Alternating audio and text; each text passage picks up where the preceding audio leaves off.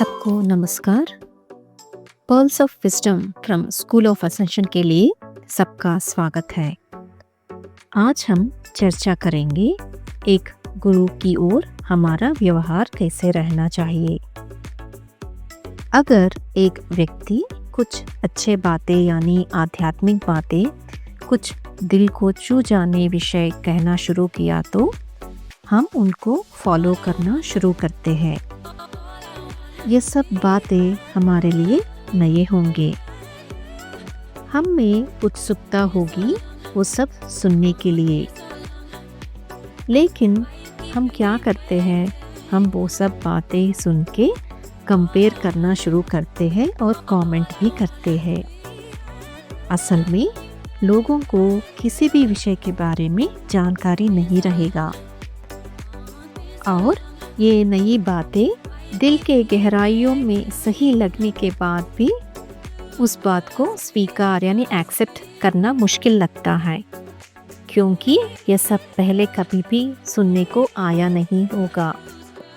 स्वीकार करने के लिए कुछ टाइम लगता है और जब हम उस व्यक्ति के बातें पूरी तरह स्वीकार करना शुरू करते हैं, उनको अपना गुरु मानते हैं, तो उस वक्त हमारा व्यवहार उनकी ओर कैसे रहना चाहिए। बहुत गौरव और विनम्रता से रहना चाहिए। उनको हमेशा हायर लेवल पे ही रखना है हमें।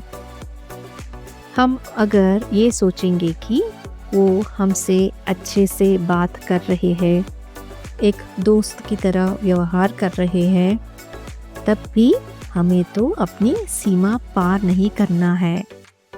उन्हें कभी भी एक वचन से संबोधित नहीं करना चाहिए।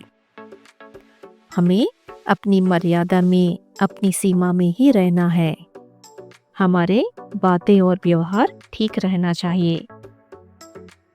हम अपनी समस्याएं, चुनौतियां अपने गुरुदेव के पास लेके जाते हैं, ये सोच के कि वो हमें कुछ रास्ता दिखाएंगे और वो बहुत सहनशीलता से वो सब सुन के हमें एक रास्ता दिखाते हैं।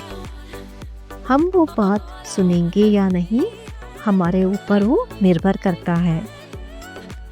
हमें अपने लेवल पे जो भी समस्याएं हैं उनसे हम परेशान होते रहते हैं, तो एक गुरु को ऐसे हजारों चैलेंजेस रहेंगे, तो कभी भी उनको क्रिटिसाइज नहीं करना है कि उन्होंने रास्ता नहीं दिखाया।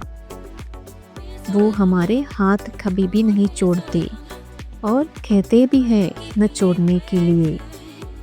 लेकिन ये बात कितने लोग समझ रहे हैं। हम जब अपना लाइट बढ़ाते हैं, बहुत से शक्तियाँ हमें गिराने के लिए ट्राई करते रहते हैं। वो एनर्जी पैरासाइट्स भी हो सकते हैं। हमारे इस एनर्जी ड्रेन के बारे में उनको पता रहता है, हमें वार्निंग भी देते हैं। हमें उसको समझना है, हमें अवेयरनेस में रहना है उनकी बातें सुनते समय। ये बातें डायरेक्टली या इनडायरेक्टली भी हमसे कहा जाता है। कभी कभी ये डांटने जैसा भी रहता है। मुझे अच्छा नहीं लगा उनके बातें, ऐसा नहीं सोचना है।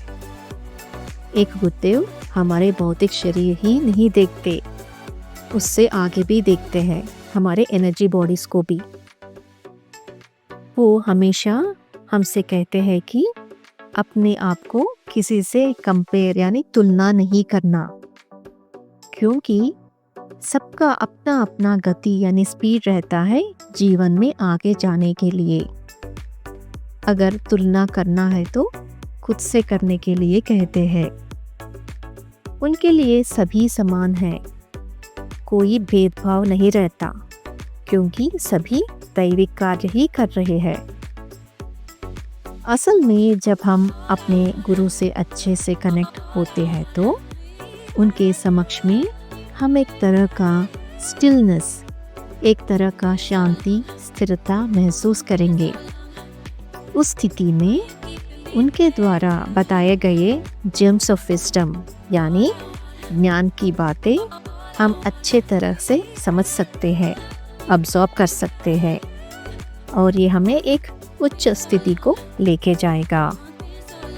याद ये रखना है हमें कि हमारे भौतिक शरीर से बढ़कर देखते हैं, हमें भी उनको सिर्फ फिजिकल रूप में नहीं देखना है।